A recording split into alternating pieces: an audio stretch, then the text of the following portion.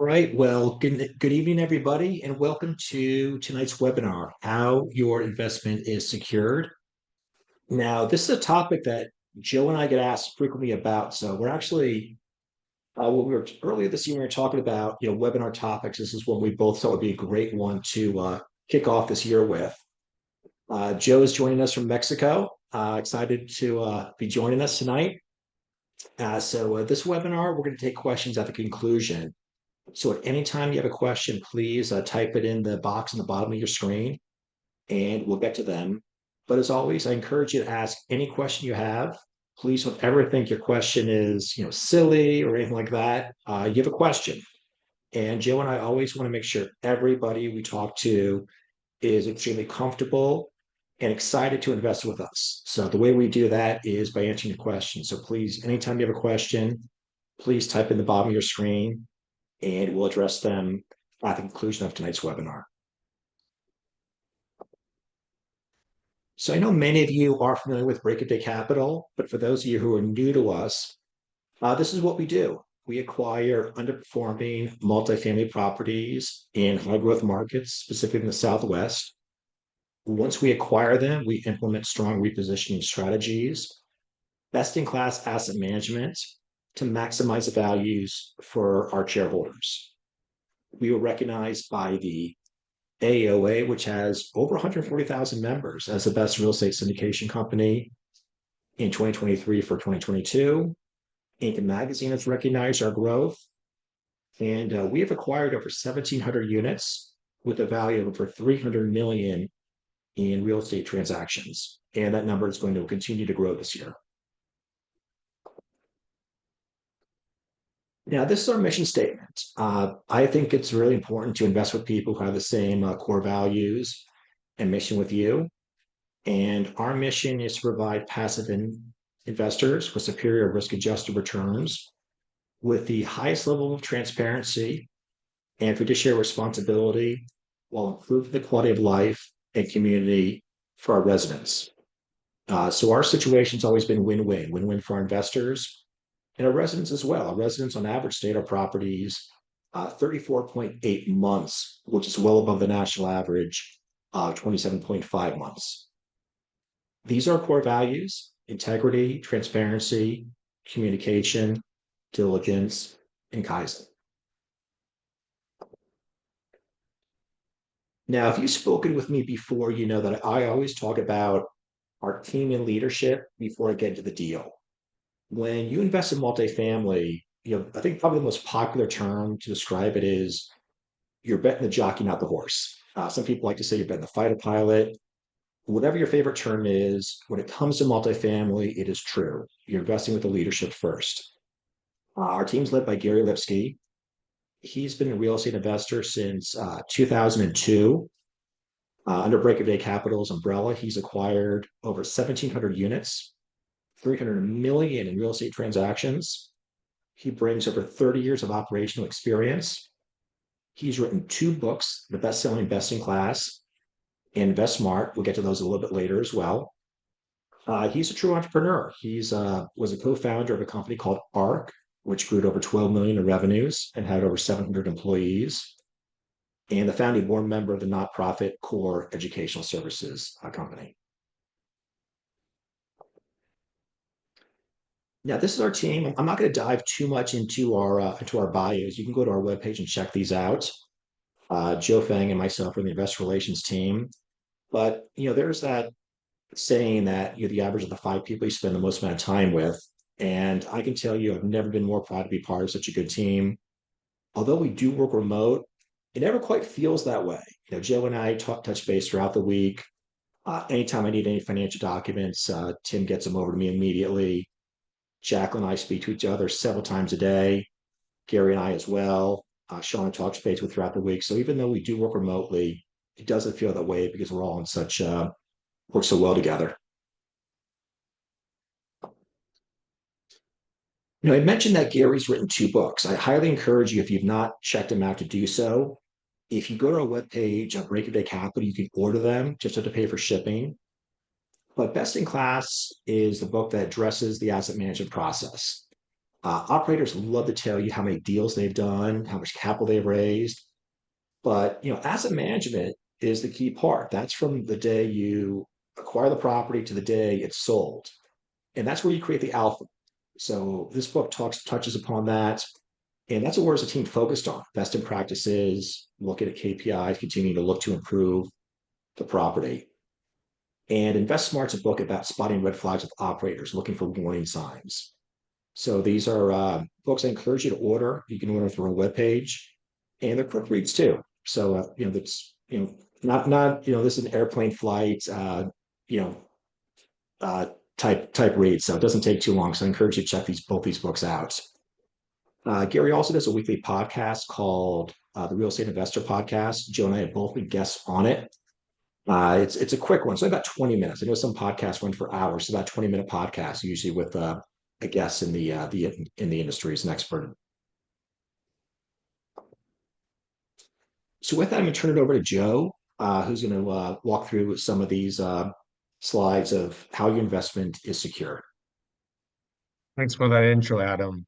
And since I'm in Mexico, I'm going to do the rest of the slides in Spanish. No, I'm just kidding.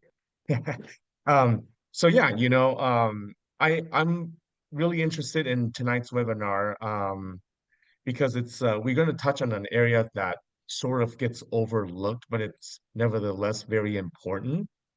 And when our investors decide to invest with us, and when they decide to wire their hard-earned money to us, it's not just done on a handshake, right? Like there's proper documentation that needs to happen. And we're going to talk a little bit more about that in the next slide. But this is it's just like when you purchase your own property, whether it's your house or investment rental property, you're gonna receive a deed, or you're gonna receive title uh, to the property.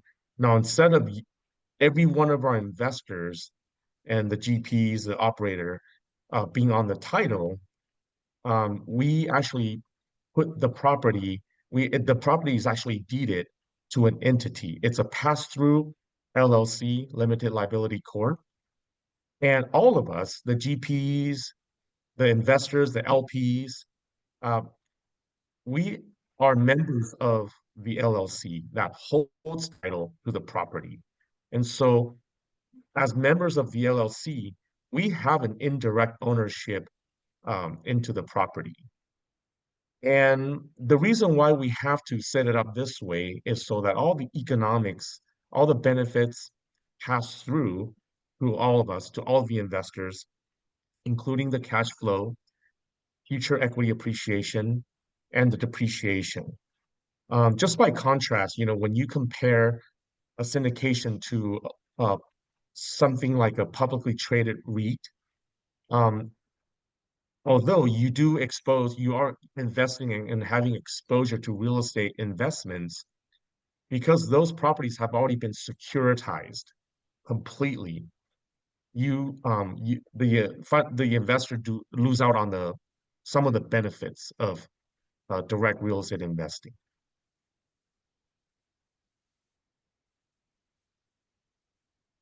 So as I mentioned earlier, there are proper legal documentation that we will ask the investor to review, and ultimately, if they decide to invest with us, they will sign something called the subscription agreement.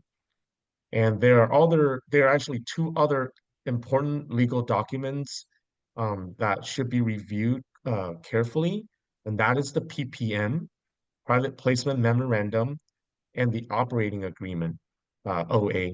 And we're not going to get into the contents of those documents, but they are part of a subscription package where you will read the documents to understand the risks, the pros and cons of investing uh, in the asset, but also it is your proof of ownership uh, as a member of the LLC. So on your subscription, which will be signed by the investor and a member of the GP team, you'll on the subscription agreement, you'll see the dollar amount that you invested, the number of units that you hold, and which ultimately translates into the percentage of the property that you own. Couple important things to note here. Um, Syndication documents are very critical. It has to be done. It's required by law, and it's very important that it's done by a reputable um, syndication attorney. So just something to look out for. One easy red flag to spot if you're reading the legal documents and there's a bunch of grammatical errors or spelling errors, that should uh, you should ask a lot of questions as to why these are very important documents and they shouldn't look like some kid wrote it.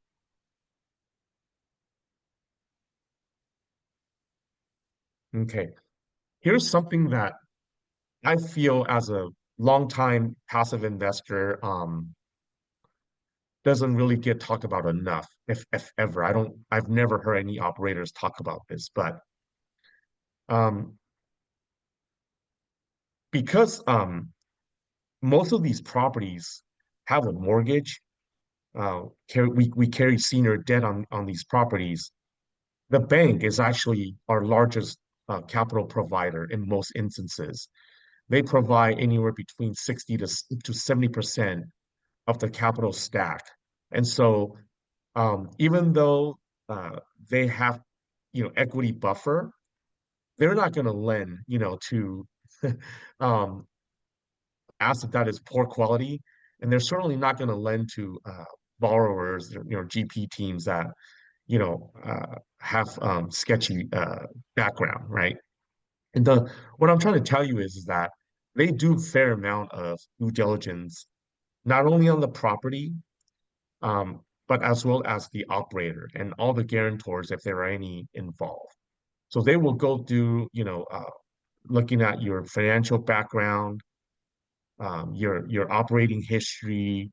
They'll run criminal checks, and just see that you are a credible, you know, borrower, buyer, operator. They will check all those things, not just the people involved, but also the property itself. So they will review the financials. They will look at the property inspection reports, all that stuff. So basically, you have another set of eyes looking at the assets and the operator. Um, these senior loans, sometimes they are I keep forgetting this. It's basically some of them require personal guarantee. Other times, they do not require personal guarantee. But regardless of which type of loan that the bank is offering us, there's something called a bad boy carve out, which means that, you know, um, even um, if you have, you know, done anything fraudulent, the operator is still liable uh, for the asset, for the loan. And finally, it's very important to have proper insurance in place, especially not, not in light of just all the stuff that's happening recently, but just in general, property hazard, fire, liability insurance is critical to securing the property, and this is required by the lender, right? So all the proper amounts and the proper types all put in place.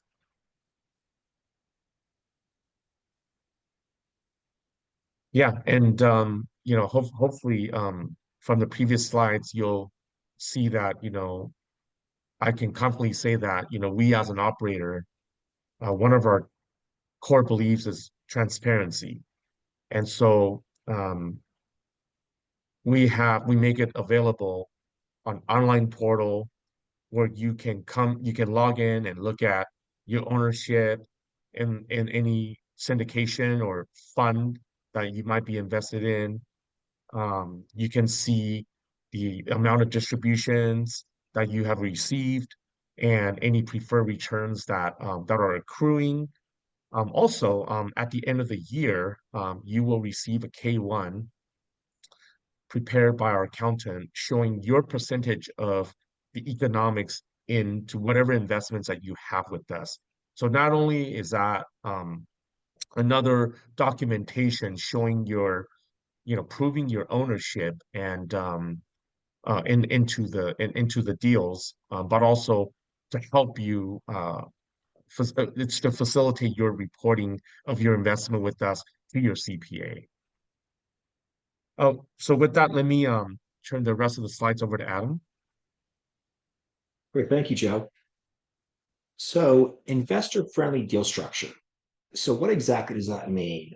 The way we do our deals at Breakaway Capital is we use the European waterfall.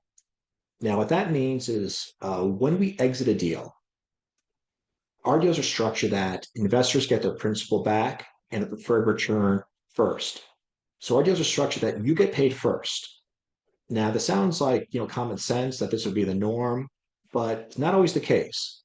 So when you are looking at a deal, you want to make sure that it's structured with this European waterfall. Now, what exactly does a preferred return mean? In our investments, in two of the classes, we offer either 7 or 8% preferred return. So if you were to invest $100,000 into, let's say, the Class B investment that gives you a 7% preferred return, what that means is you get a 7% return each year and it accrues. And it does not mean you're going to get a 7% return back each year, but when the deal is exited, you're entitled to your principal and its preferred return first before break of day capital shares in the profits. So using that 7% number, let's say you invest $100,000 and the deal was held for 5 years. So using 7% return, because it will be a $7,000 a year, times that by 5 years gets you to $35,000 of distributions you're entitled to. So let's say we've only given you $10,000 of distributions when the deal is exited year 5. We have to give you your principal back first, and then we have to make that preferred return whole. So if you're only giving you 10,000, you have to give you an additional $25,000 to make sure that you get the proper preferred return. As I said, that number is annual and it accrues. Once that is paid to you is when the profit share kicks in. So the way our deals are structured, you get paid first, and we're incentivized to do well. If you don't have the structure in place, the sponsor can get paid no matter what. Now, again, this sounds like common sense that every deal would be structured this way. Not always the case. Check the PPM and ask somebody is your deal structured this way that you get paid back and there's a preferred return. Because if not, that's to me as a giant red flag. I've spoken to investors who've told me of stories where the money was tied up for many years, and the deal lost money, and they still actually, the sponsor operator got paid because that was the way the deal was structured. To me, that's a giant red flag in a deal that I would avoid at all costs. You always want to make sure the deal is structured this way with a European waterfall and a preferred return in place.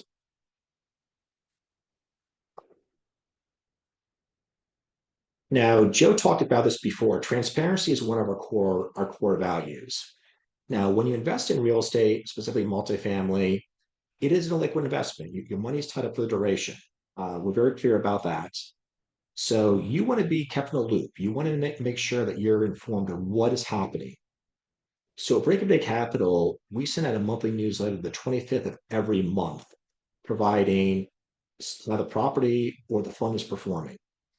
Now, what this monthly newsletter includes is on the left side of it, it'll show you the financial numbers, how the property is doing that specific month. It'll give you the actual numbers, the pro forma, and the variance.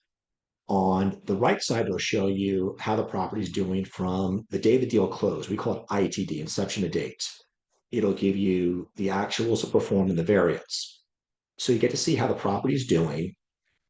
And more importantly, the achievements and challenges. When the property is doing better than expected, we're going to tell you why. And our normal hold period is 3 to 5 years. There are going to be challenging months for sure. And when there's a challenging month, we're going to let you know what happened, what the challenge was, and more importantly, how we're remedying it, how we're addressing the situation. So you're keeping a loop with these monthly newsletters. On a quarterly basis, we upload the rent roll and the profit and loss statement. So the financial documents are shared with you on the investor portal. It's done quarterly. And our financial reports are prepared by the property management company. And again, this sounds like this should be the norm. This sounds to me like common sense, but I've been surprised by how many investors I've spoken with who've invested with people who were not kept in the loop. And all of a sudden they get this letter 6 months later, letting them know how poorly things are going. That should not happen. You should be kept in the loop like this.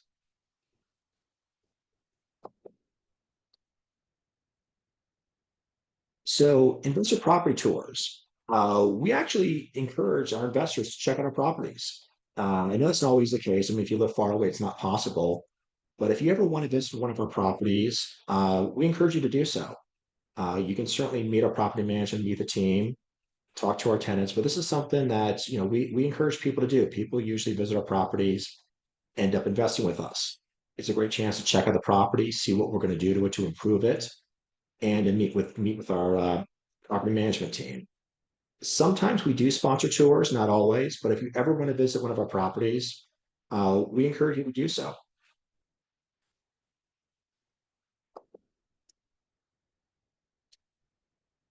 Now, to me, this is one of the most important things when you are doing your due diligence, is to ask the team and ask the operator, do they have skin in the game?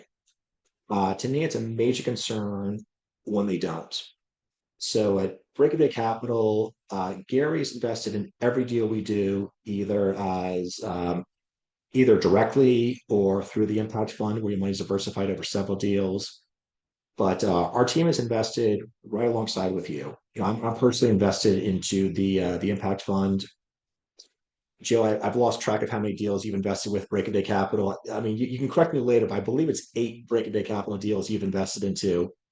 But we've skinned the game too, so we're incentivized. We do well when you do well, and when someone's not invested into a deal, to me, that's always been a concern, no matter what the investment is, because that shows me they have doubts or just don't trust themselves. I want to invest with people who believe in themselves and their team. So this is a very important question to always ask. Do you have skin in the game? And we at Break It Capital always do in every deal we do.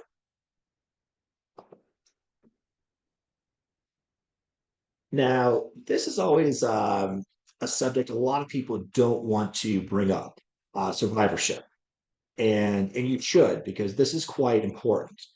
Uh, you want to know what would if something was to happen to Gary, God forbid, we want to know that there's a smooth transaction or transition if that was to occur.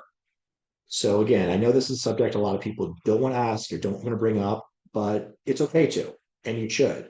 And we have survivorship in place. If something was to happen to Gary, there's not going to be things are not going to be tied up in legal issues for months or years, no probate.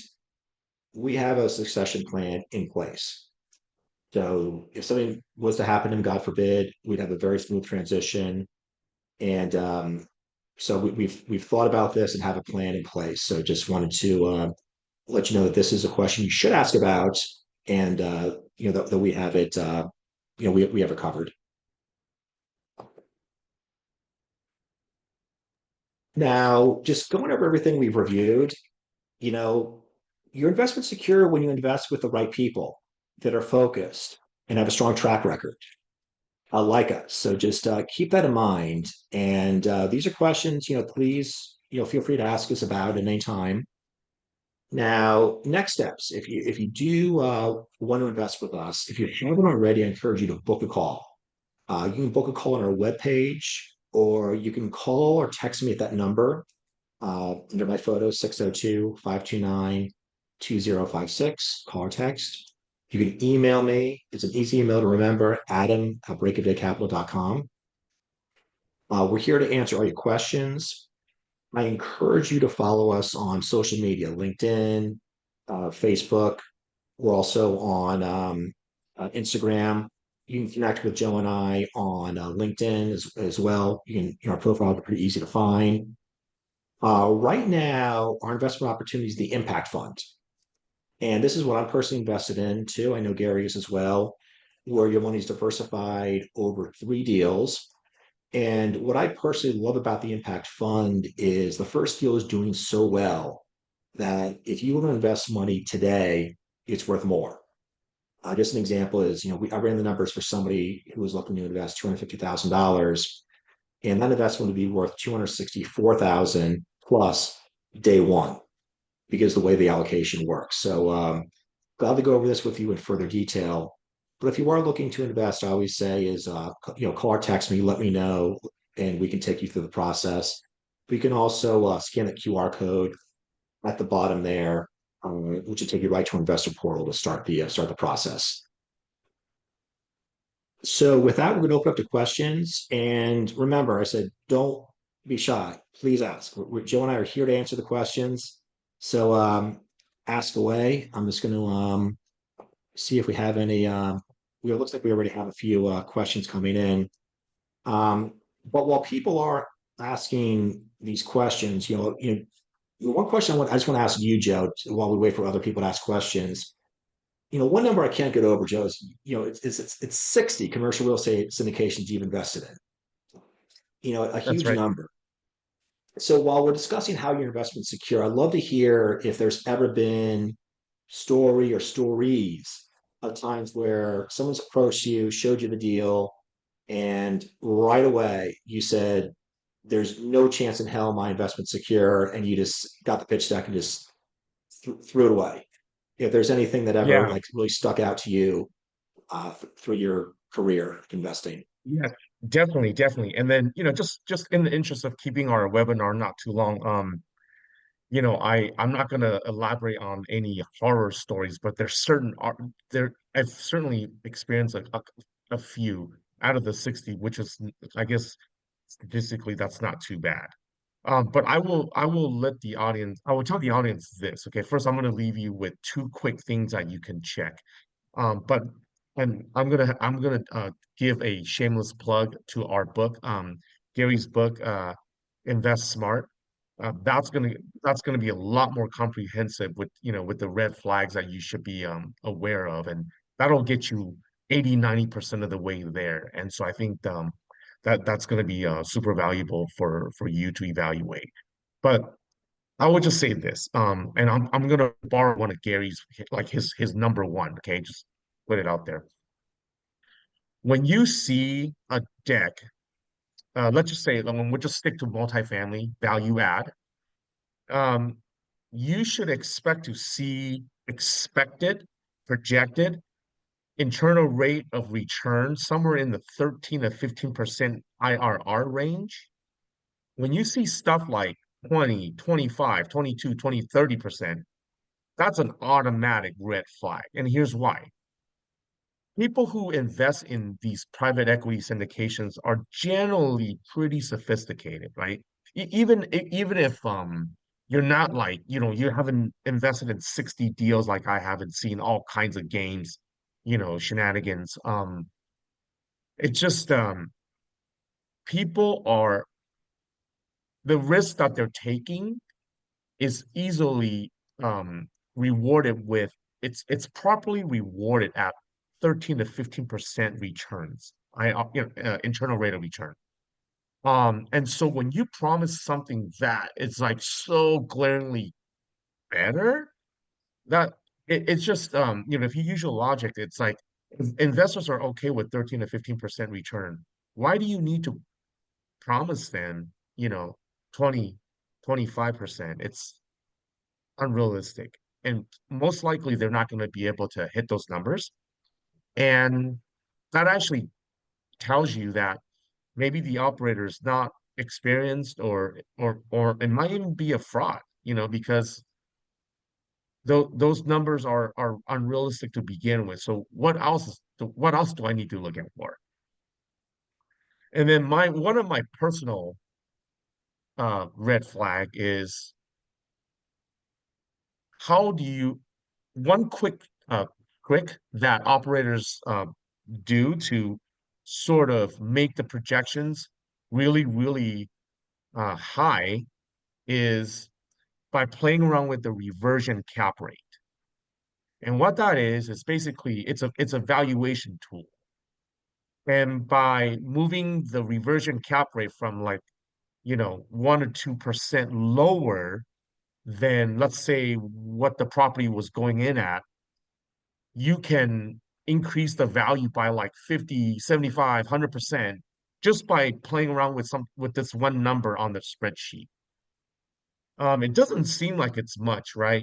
Going from like 6% to 4.5, it's only 1.5%. But think of it this way. The cap rate in multifamily in real estate is kind of like the PE ratio of a stock.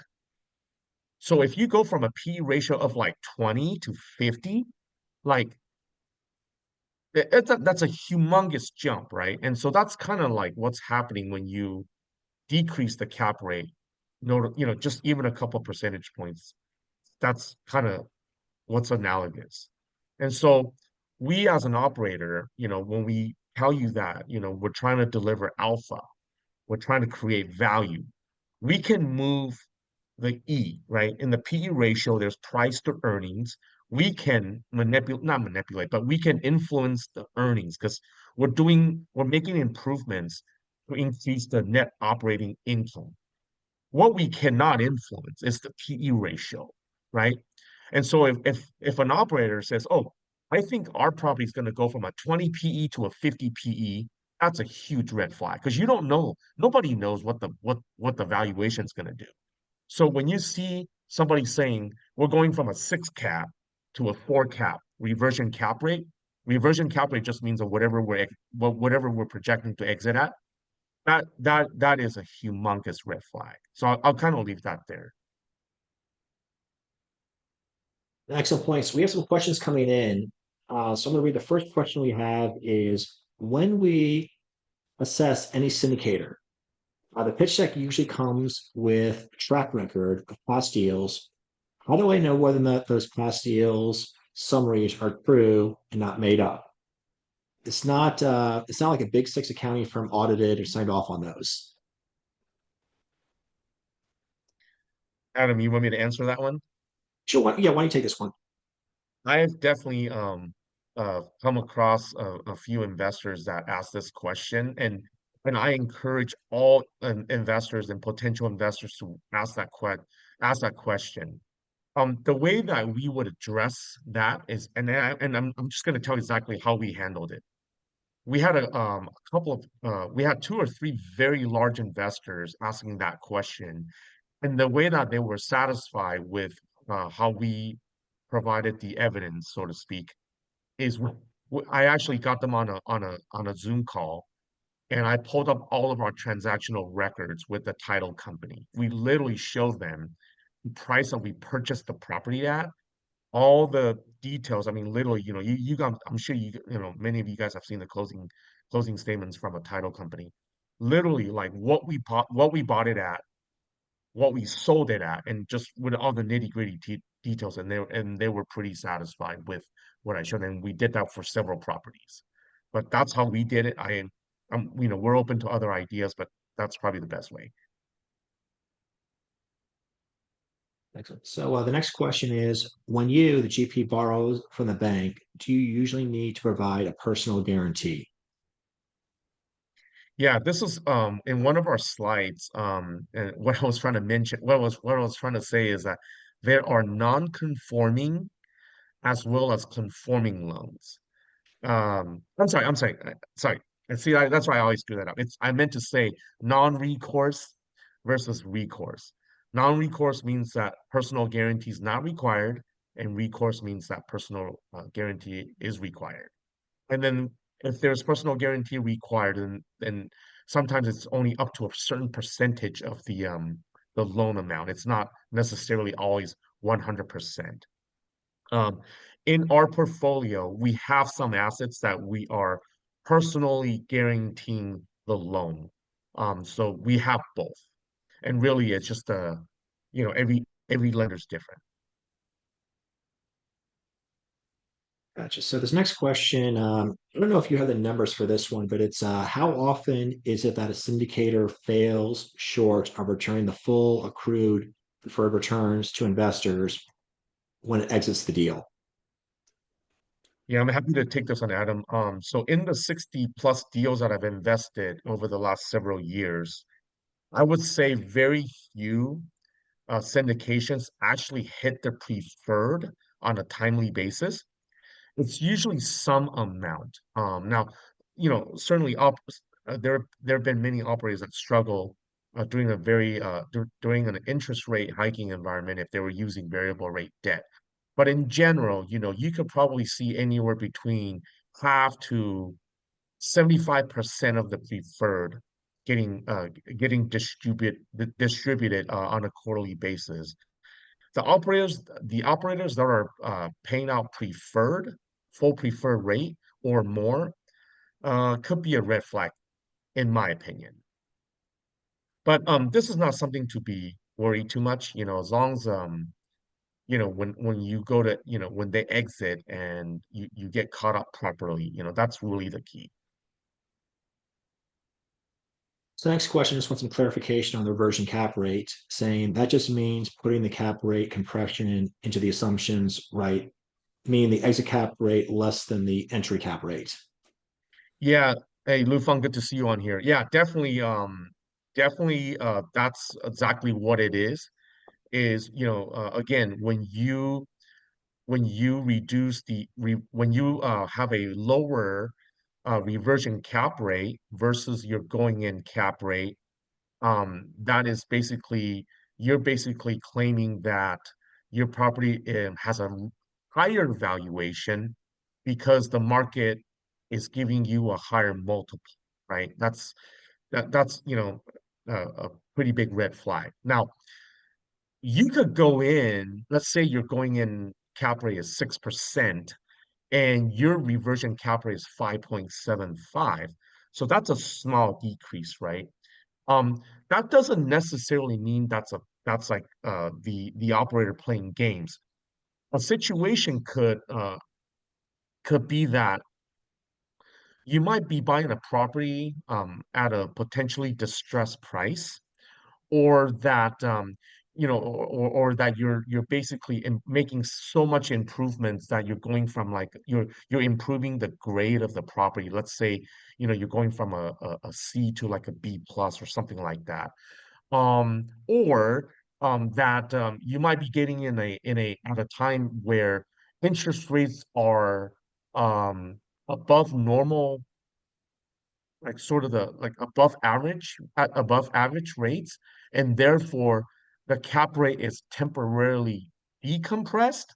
And then when you go back into a lower rate environment, the cap rate recompresses, right? So there's a lot of factors involved, but you just don't want to see like a huge difference between the two. So we believe that, just kind of illustrate this point, we think that Tucson market is probably long-term average should probably be at a 5 cap. We certainly sold stuff during the sort of the 21, 22 uh era where interest rates are so low that I think we sold a couple of deals like in the mid to high 3 cap, right? But then we're buying stuff, kind of in the high fives, maybe low sixes right now. So, it does move around. Okay, so I like this next question. I think this is a good one for Joe and I, because we have a background on Wall Street. So I'll answer my half, and Joe, if you want to give your thoughts on it too. This next question is: how do your investments compare to REITs, real estate investment trusts, in terms of dividend risks, liquidity, taxes, income, return on investment, etc.? Um, so this is a question that it comes up quite a bit. People ask about, oh, are you guys a REIT? And I say no, we're a syndication. And people ask me like, so, what's the difference, and which way would you go? And personally, I'm a big if you want diversification into real estate, you're much better off going into the asset than buying stock in a REIT. And the reason why is, real estate investment trust, if you invest in, you're investing in the stock market. Now, people think that their money's diversified in the stock market. They have money in different classes. They have the money, let's say they put, 10% in the tech sector, 20% in the pharmaceutical sector, 30% in consumer staples, 10% into REITs. And you're really not diversified because, when the stock market was to take a big hit, your money is you're dealing with stock market volatility and you're not really diversified. Your money's diversified in the stock market, but it's not diversified in different asset classes. So you have, volatility in stock market risks when you invest into a REIT versus when you put your money into a syndication like ours. You don't get the volatility of the stock market and you're investing into a hard asset. Um, and again, I historically the stock market's returned about 9% is the average annual return for the S&P 500 over time. I know it's had 2 good years, but normally 9% is the stock market return. Our deals, we target an average annual return usually in the mid to high teens. So you get a much better return into our investments than you would putting money into the stock market. And so I think investing in multifamily, you are getting better diversification into a different asset class. The risk is lower. Um, yes, I mean, if you buy in the stock market, you do have liquidity. You can buy and sell a stock at any time. But when it comes to absolute returns, you're much better off investing into a multifamily syndication than you would be by buying stock into a REIT. I don't know, Joe, if you have anything you Yeah, want to add to my comments there. no, those are really good points, and I agree with all of them. Let me just add this. And this might be my own personal opinion.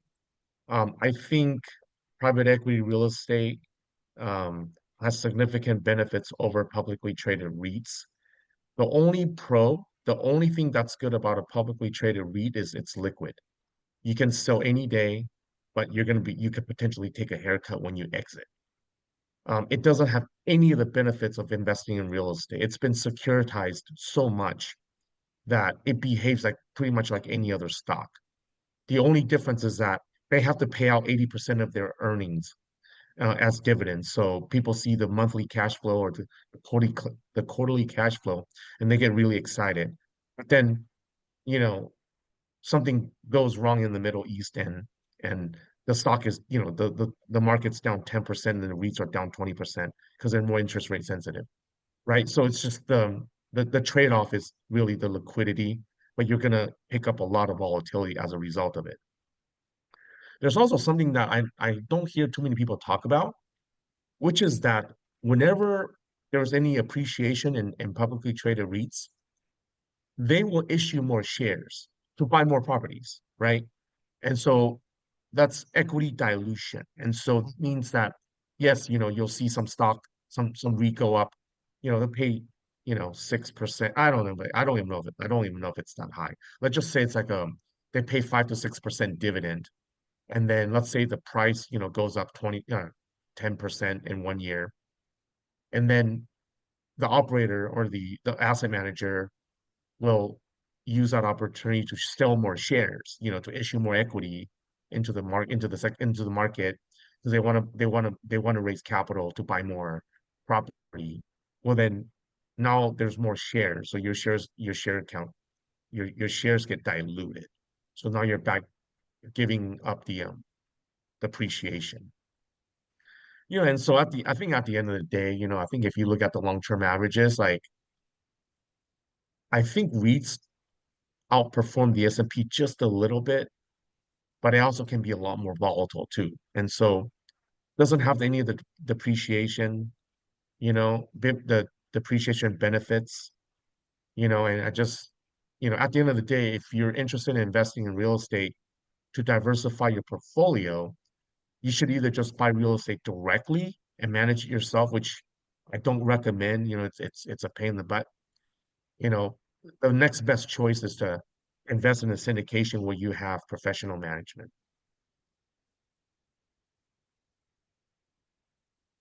So the next question is, are there ever capital calls? And to answer that question, Break Bay Capital, we have never issued a capital call. You should always ask anybody you're investing with if you've ever had to issue one, and see how they handle the question. Break Bay Capital, we've never issued one. And that's in large part to our team that we underwrite deals very conservatively. We underpromise, overdeliver, and every deal we've ever exited, we've exceeded projections. And that's just a large part to being extremely disciplined. So, next question. The preferred rate is paid out before the GP gets paid. And yes, in our deals, when a deal is exited, the investors get their principal and the preferred return um, get paid gets paid. Those are the two things that get paid first before there's a profit split where the waterfall kicks in where the GP gets their return of profits.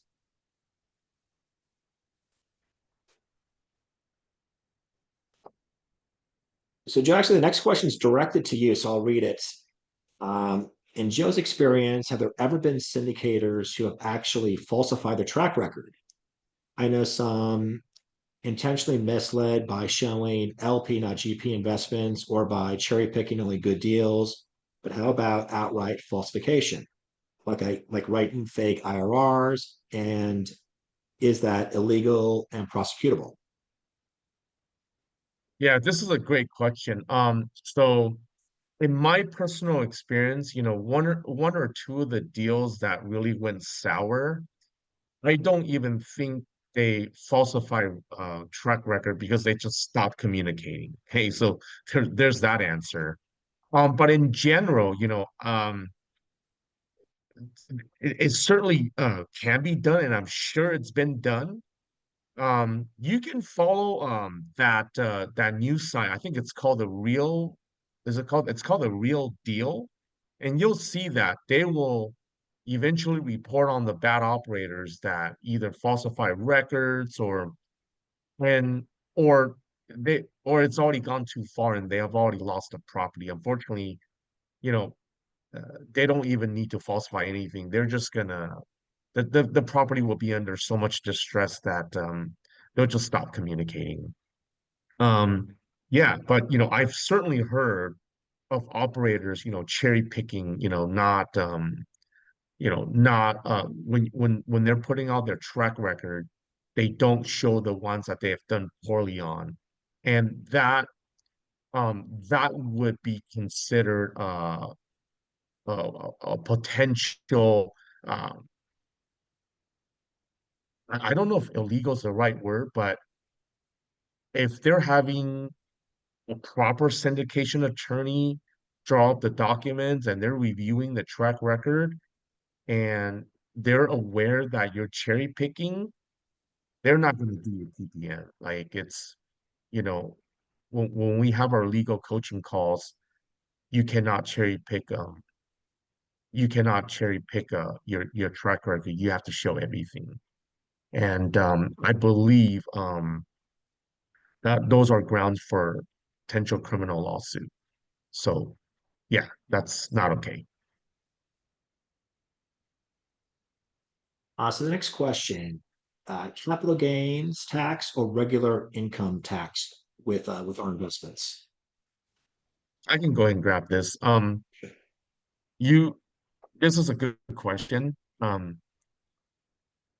When you invest in our syndication, or our impact fund, or even our preferred income fund, um, because the distributions are coming from real estate and it's considered passive in nature, they can all be um, offset by depreciation.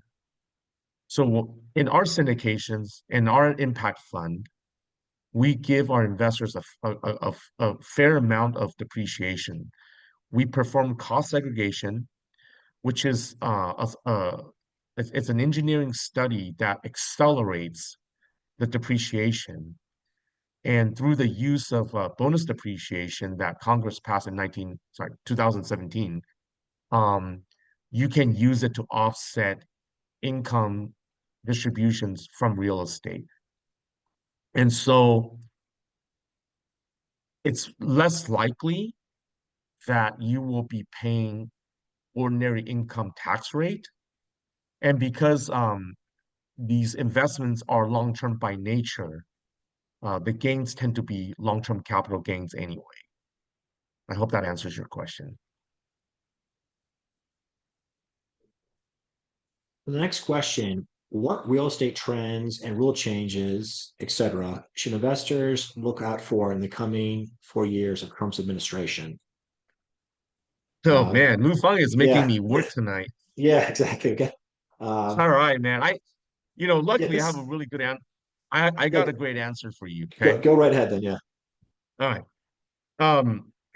So the we have Trump uh administration as a new leadership, and he picked Scott Bessent as his Treasury Secretary. And if you pay attention to what how Scott wants to run the economy, he wants a weak dollar. Okay. And the reason is because they're trying to reshore manufacturing and to make our exports more competitive, they want a weaker dollar. And so um, the way they're going to do that, it's either they're going to do outright monetary, or I should say quantitative easing, or they're going to encourage other countries to sell dollars to buy their own currency. And the resulting effect is that we're going to have a weaker dollar. In fact, I think if you watch the last couple of days, the DXY is already starting to come down. And as the dollar weakens, interest rates will come down with it as well. And I think that's going to be a net positive for real estate, as well as the stock market, crypto markets. He's a very pro-growth, pro-economy, uh, pro real estate kind of guy. Okay. The only thing I'd add to that, Joe, too, is we'll keep a close eye on tax policy. There's with our bonus appreciation, we're going to keep a close eye to see if that gets bumped up. Right now for 2025, it's maxed out at 40%. Some CPAs that we work with, are hopeful. I want to say they're I mean, they're pretty confident, I should say, that bonus appreciation could get brought back to 100% for 2025 retro to 2024. So that's one thing that we'll be keeping a close eye on too. And just tax policy as well, the capital gains tax, to see if that gets bumped down a notch or two as well. So the next question is, do you have any real estate attorneys who are investors with you and are willing to be references?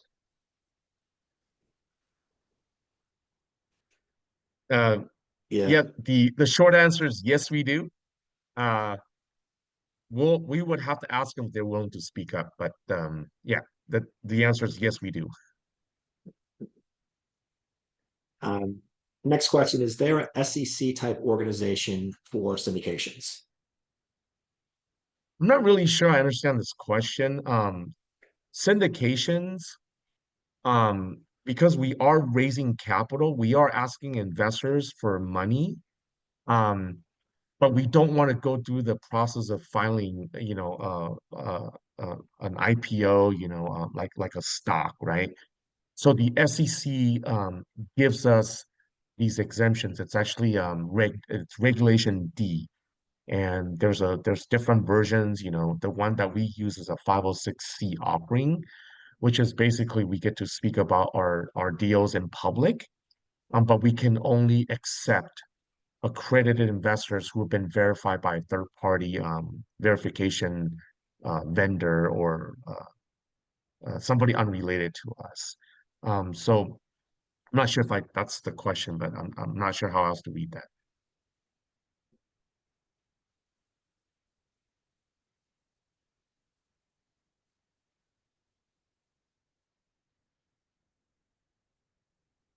So we're waiting to see if there's any more questions. I do want to mention one thing to our participants tonight is we started this year doing on a monthly basis uh, Q&A with Gary Lipsky on a monthly basis. So check your emails.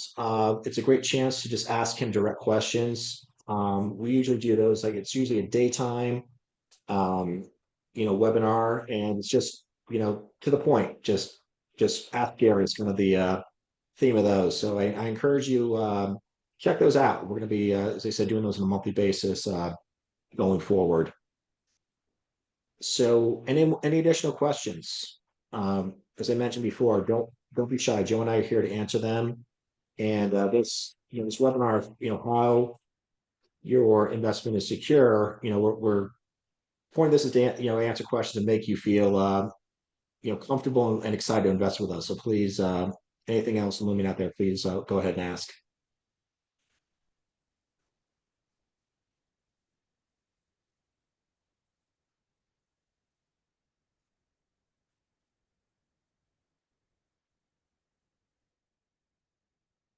Well, we're getting some nice thank yous in our comments, and we want to thank everybody else who is participating tonight. And reminder that if you ever have any questions, feel free to reach out to us directly. And we did get one additional question here. Can we review the docs now before signing on? Yes, our documents are available. Subscription agreement, private placement memorandum. They are on our webpage, so for you to review. So yes, you certainly should go on there and review those documents before you sign or choose to invest with us.